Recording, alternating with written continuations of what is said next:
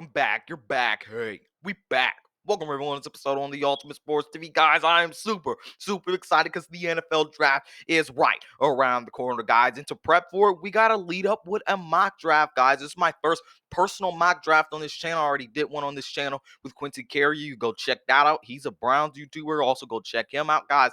This is my first personal mock draft of draft season, guys. So got to lead up to the NFL draft. Got to do a mock draft. So many great trades are going to happen in this. So many surprising picks are going to be in this one, guys. But before I hop into this mock draft, please make sure you subscribe to the Ultimate Sports TV. Because if you are not subscribed, you are missing out on so much, people. Because this is the hot spot. Get lots and lots of time from the Ultimate Sports TV spot with NBA and NFL content. So go ahead, hit that subscribe button, and join the TUSTV squad. Then when you're done with that, please like this video for me. Share this video and YouTube channel. Then comment down below who you want your team to pick with their first pick in the NFL draft, guys. Also, before I hop into this topic, please make sure you go buy yourself some Ultimate Sports TV merch and do yourself a favor because we have so many great prizes, great accessories on that website. We have my logo accessories and designs. We also have my intro design where I say, welcome back, I'm back, you're back. Hey, we back, guys. We got that design on the website.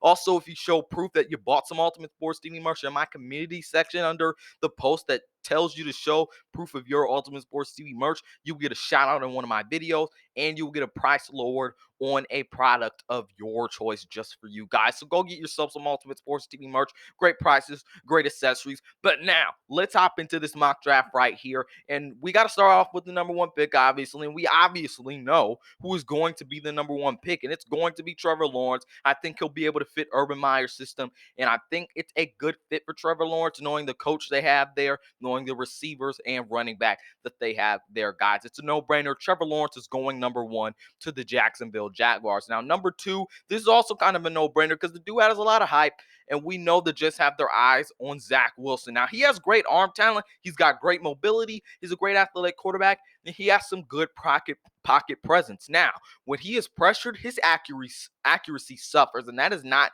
a good thing for a quarterback, and it's not a thing that can automatically just be coached up in the NFL, and that's one thing that concerns me about Zach Wilson. He also doesn't always show great football character in being an absolutely great teammate. I mean, look around his scouting reports. He just doesn't have that great a football character at times, and he lacks competition. He didn't really play competition at BYU, so that's one other concerning thing. I don't think he's going to be better than Trevor Lawrence. I don't think he's going to be better than Trey Lance. He may be better than Justin Fields. I may pick Justin Fields, but he's going number two to the Jets. Justin Fields, I think, is going to the 49ers. I don't think John Lynch and Kyle Shanahan are that stupid to pick Jimmy Garoppolo all over again when you're trying to get rid of him. Mac Jones is basically Jimmy Garoppolo. They have the same skill set. They don't have great arm talent. They don't make you big plays, and they're game managers. Justin Fields is not a game manager. He maximizes what you want to do in your system, knowing he has accuracy. He can throw the deep ball. He has a strong arm. He's mobile, and he extends what you want to do in your run game and your pass game, and is not a game manager. And all of the misfits in his game that he has are coachable. Getting on your second read, moving to your second read, not getting stuck on a read, moving through progressions and decision making are all coachable. He doesn't have non-coachable traits in his game. So I think it would be a good pick, and I think this is who the 49ers will pick. Now, we have our first trade here, and it's going to be with the Atlanta Falcons and the Los Angeles Chargers. Guys, I think the Chargers, at this point in the draft, see that Penei Sewell is still on the board. Knowing you have the Bengals, the Broncos, the Panthers, the Lions, and Dolphins behind you who need offensive line help, you have the opportunity right here with the team that wants to trade down in the draft to move up for a generational tackle like Penei Sewell. So this is how the trade is going to look like. I think the Chargers trade the 13th pick, the 47th pick, the 159th pick, a round one and a round three next year, and then they get the fourth pick and a round five in return. And they let me force that trade, and the Chargers move up to number 4, in my opinion, to go ahead and take Penei Sewell. I think you want to make sure you protect Justin Herbert, and putting a tackle, a generational tackle like Penei Sewell on his line will really solidify what the Chargers do with their offensive line. Because if you add Penei Sewell, I really like how the Chargers offensive line looks. Now, no matter if Penei Sewell was on the board or not, I still think the Bengals are content with their offensive line. I'm not, and I know they really want Jamar Chase. So I think Jamar Chase is going to reunite with Joe Burrow and the Bengals and go to the Bengals at number 5. Now, number 6, the Dolphins. I think they need an offensive lineman bad, and I think they have their eyes on an offensive lineman. I think they get a guard slash tackle who you can move around in Rashawn Slater. He's really athletic, and I think he'd be good on that on that Dolphins offensive line. It would really fix a lot of their problems. Now, the Lions are really in need of a wide receiver, and here I think they go probably one of the fastest wide receivers in this draft, Jalen Waddle. Now, out of Devonta Smith and Jamar Chase, I think he may be the second to last or the last to really bust. I think he is the most likely to bust out of those three. But the Lions need a wide receiver, and Jalen Waddle is draft stocks and boards as everything goes like that. He is the second best wide receiver in this draft. Now, number 8, this is where I think a trade happens. Teams have been calling about Carolina's pick, and I think one of those teams are the Washington football team. There's rumors that connect Washington football team wants Trey Lance, and they're willing to unload picks from this year and next year to go up and get them. And Carolina Panthers want to trade some of their picks. So here's a trade I think happens. The Washington football team give up a first and a third from this year, and then next year give up a first and a third, and also give up the fourth round pick from this year. And this is what I think happens. I think the Washington football team are going to move up to number 8 and take Trey Lance at number 8. I think this is a great pick for the Washington football team. Trey Lance has some fundamentals he needs to fix in his game, and his accuracy could be a bit better, but he has an amazing skill set. And when you have a comparison like he does to Cam Newton in my mind, and you go to a coach with Ron Rivera who coached up Cam Newton and made him better, the similarities of Cam Newton and Trey Lance and having him with Ron Rivera will really make Trey Lance a better quarterback. Also knowing he would get to sit behind Ryan Fitzpatrick for a year. It's a wonderful situation for Trey Lance, and I really do think the Washington football team want Trey Lance as their future quarterback. So I think Trey Lance goes number 8 to the Washington football team in a trade with the Carolina Panthers. Now, I think the Broncos have their eyes on Micah Parsons. I think they take him with the number 9 pick. And if Kyle Pitts is there, the Cowboys are going to take him. I don't think they're really all that sold that they're going to take a defensive player if Kyle Pitts is still there. And Jerry Jones loves offense. He loves making money, and offense makes money. It's box office. And Kyle Pitts would make this offense even more box office. I think if he's there, it's too enticing for Jerry Jones to pass up. I think they pick a good player, but it won't be a good pick. It's just what I think will happen. Now, here's where I think another trade happens, and I think it's the last trade that happens in this one.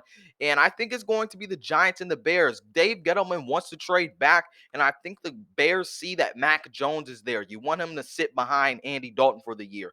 And if you don't want him to really just wait till next year, if you want to kind of bring him in this year to have some competition, he is an NFL-ready quarterback, and I think he fits Matt Nagy's system. So I think this would be a good fit for Mac Jones, and I think the Bears really do want Mac Jones, and I think he gets taken with the 11th overall pick in this year's NFL draft via trade with the Chicago Bears and the New York Giants. Now, I think Devonta Smith, I don't think the Eagles can pass him up, and I don't think they want to pass him up. Although you have weight concerns about him, he can get stronger, he can get bigger, and he's probably the most complete receiver in this whole draft. Now that Patrick Surtain has fell, I think the Falcons take him. I think this would be a great pick for him. Knowing you get a guy on defense, you also get other picks later to pick a running back, maybe to pick a guy like Kellen Mond in like the 3rd round. You get extra picks to really fill the holes in your team, which the Falcons have a lot of holes on their team, and trading back and also getting Patrick Surtain would really be good for them. Now, the Vikings, I think they need to tackle after losing Riley Reef and having struggles on the offensive line last year. I think they pick Elijah Vera Tucker. He's rising up draft boards, and I really like him as a talent. He can move to either guard or tackle too, and that's a luxury for the Vikings. I think he'd be good at both spots. Now, for the Patriots, they might trade Stephon Gilmore. I don't think they're going to bring back JC Jackson next year. So I think they take the JC rookie. I think they take JC Horn out of South Carolina. In my opinion, although people view him as the best corner in the draft, I think I mean, people view Patrick Surtain as the best corner in the draft, but I view J.C. Horn as the best corner in the draft. But many people do not think that. And that's why he's going to fall to the Patriots and the rest of the league is going to regret it. This guy did not allow a single receiver to go over, if I'm not mistaken, 50 yards. He didn't allow an 100-yard game last year. He is a shutdown corner. He is a number one corner, and he can play man and zone defense. He'd be a great pickup for the Patriots. Christian Barmore, I think, goes to the Cardinals as they try and rebuild that defense and add to that defensive line with Chandler Jones and J.J. Watt. Christian Jerisaw, after the Raiders lose Trent Brown, I think they have to and are forced to pick a tackle there. Now, Christian Darrisaw, to me, he lacks effort sometimes. He doesn't always know who to block, and he really just needs to finish plays. I don't think he'll be a good tackle, but with his value in this draft as a prospect, I think the Raiders are going to take him at number 17. Now, the Dolphins at number 18, I think this is where they take an edge rusher, and they need an edge rusher badly. And I think that's where Kwity Paye goes. He can go inside, he can go outside. He's a really good physical defensive end, and he would be a really good pick for the Dolphins. And I think he's going to end up being a good edge. Now, for the Panthers, I think they need a tackle or some type of offensive lineman. I think Tevin Jenkins, the mauler that he is incredible. He is going to be a good tackle in the NFL. And I think it'll be a good pick here to move down from 19 and take Tevin Jenkins for the Carolina Panthers. Another trade here that went down, the Giants and the Bears. I think the Giants moved down to take an edge rusher. I think they moved down to take Jalen Phillips. I think this would be a really good pick for them. Aside from the concussion stuff and the injury stuff, I think he'll be fine.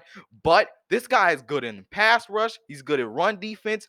You may have some questions about him, but he's big, he's physical, and he's a good pass rusher. I think Jalen Phillips is going to be good in the league. And I also think Azeez Ojulari is going to be good in the league. And I think he's going to go to the Colts where they really want to solidify their defensive line because they need edge rushers. And although Azeez Ojulari kind of lacks that size, he's a complete edge rusher, and that's what I like about him.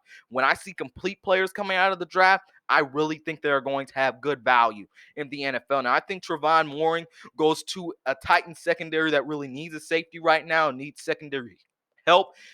Really a safety that can do anything for you. He can stop the run. He can get interceptions. He can play good coverage back there. He can rush the passer. I think he's a good versatile safety. I think he'll be good. And I think he'd be a good addition to the Titans team and especially their defense and secondary. Now, this is where I think Caleb Farley goes. Now, doctor said his back is fine. He's cleared to go, and he should be taken at a pick that's like pick 23. I think this is where Caleb Farley fits. If he wasn't hurt, he'd be probably like a top 10 pick. But I think this is a good place for him, knowing the doctors really cleared him, but still knowing he has some injury concerns. A lot unknown about his back right now. Now, the Steelers, to me, they need tackle, they need linebacker probably, they need running back. We all know that. I think they're going to pick a tackle in this round, and I think they're going to go the kid from Alabama. I think they're going to go Alex Leatherwood. I like him as a talent. I think he'd be good next to David DeCastro on that Steelers offensive line. Now, right here, I think that the Jaguars take a hybrid player like Jeremiah Owusu-Koramoah. You can play him as a linebacker. You can play him as a safety. Just make sure you are decisive about what you do to him and don't make a mistake like the Cardinals did, not knowing how to use Isaiah Simmons. He's really good as a pass coverage kind of linebacker or a safety. So I would say drop him back into coverage more. Don't try and have him stop the run too much. Don't have him try and rush the passer too much because then you're being indecisive, and that's not his big strength. His big strength is coverage, and I think the Jaguars needed safety and kind of their need at the other linebacker spot next to Joe Schober and Miles Jack. I think he'd be a good value pick for them at 25. I think at 26, my team, the Browns, go Greg Newsome. I really like this pick for them. If you're uncertain that Greedy Williams can stay healthy, you really need a good corner in Greg Newsome who can fit your system. I think he is really good. He can stop the run. He's got height, and that height does not stop him from twisting his hits and staying with receivers. He can play man. He can be a lockdown corner, and he can play zone. I think Greg Newsome would be a great pick for the Browns at number 26. Now, at number 27 for the Ravens, I think if Rashad Bateman is on the board, you got to go with him to get Lamar Jackson, a pretty nice receiver that can stretch the field and catch those jump ball catches and is a good route runner, not just a small receiver who is just speedy. I think Rashad Bateman, if he's there, the Ravens have to pick him. If he's not there, then go with an edge. Go with an edge.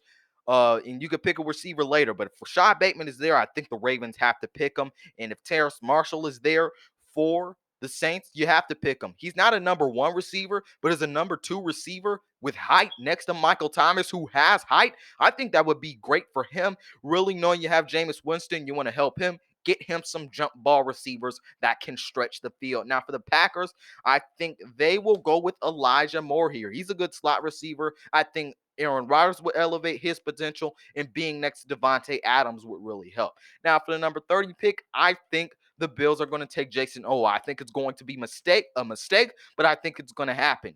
Any college player that did not have a lot of production in college does not translate well in the NFL.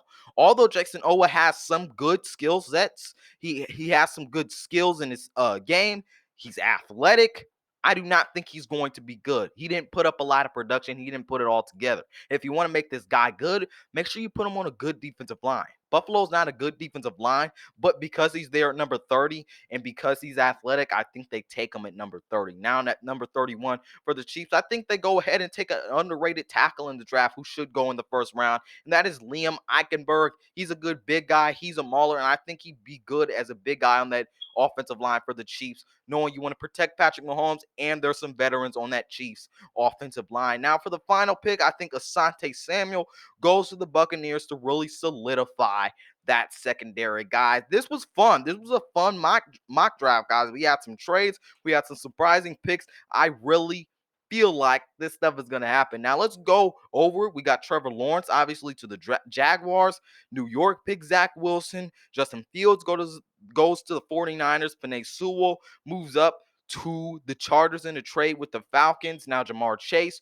goes to the Bengals. Slater with the Dolphins. Waddle with the Lions. Washington football team with Lance. Micah Parsons goes to the Broncos. Kyle Pitts to the Cowboys. Mac Jones to the Bears. Devonta Smith to the Eagles. Patrick Surtain falls to the Falcons. Elijah Vera Tucker to the Vikings. J.C. Horn to the Patriots. Christian Barmore to the Cardinals. Christian Darrisaw to the Raiders. Kwity Paye to the Dolphins. Sevin Jenkins, a good pick for the Panthers. Jalen Phillips, a good pick for the Giants. Azeez Ojulari, a good pick for the Colts. Trevon Moehrig, a good pick for the Titans. Caleb Farley goes to the Jets. Alex Leatherwood goes to the Steelers. Jeremiah Wusu-Koramoah, a good pick for the Jaguars, a good pick for the Browns. We got Greg Newsome, a good pick for the Ravens. Rashad Bateman, a pretty nice pick, and Terrace Marshall for the Saints. Elijah Moore goes to the Packers with Aaron Rodgers and Devonta Smith. Jason Owa, who had little production in college, goes to the Bills.